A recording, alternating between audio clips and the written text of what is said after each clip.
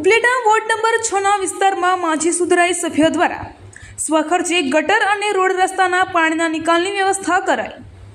Upleta ward number 6ના માજી સુધરાઈ સભ્ય મનોજભાઈ નંદાણીયા સેવાકીય પ્રવૃત્તિઓમાં ખૂબ મોખરે છે। ગરીબ લોકોના સેવાકીય કાર્યમાં મનોજભાઈ તન મન અને ધનથી લોકોના કાર્યો કરે છે। આ વિસ્તારમાં દરેક લોકો તેમને ખૂબ જ ચાહતા હોય, જેથી તમામ વિસ્તારના પ્રજાના કામ કરવામાં તેઓ ખુશી અનુભવે છે। જોકે તેઓનું પોતાનું કહેવું છે કે આ કાર્ય કરવા બદલ હું કોઈ આ વિસ્તારની પ્રજા માટે અહેસાન નથી કરતો, અમારી ફરજ છે। આ વિસ્તારના લોકોએ મને વર્ષોથી લોકચાહના અને માન આપ્યો છે, જેથી આ વિસ્તારના લોકો માટે હું જે કાર્ય કરું તે ઓછું છે તેવું મીડિયા સમક્ષ તેમણે જણાવ્યું હતું।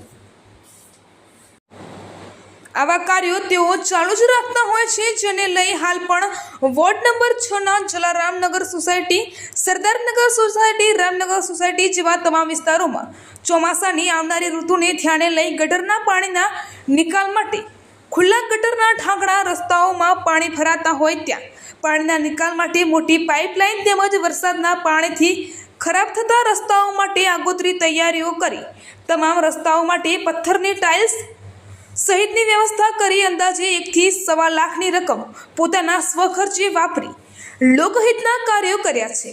હાલ તેઓ ઓથા પર ન હોવા છતાં લોકોની રજૂઆતને ધ્યાને લઈ પોતાના ખર્ચે તમામ કાર્યો કરતા આ વિસ્તારના લોકો ખૂબ ખુશ થઈ તેમને અભિનંદન આપ્યા હતા।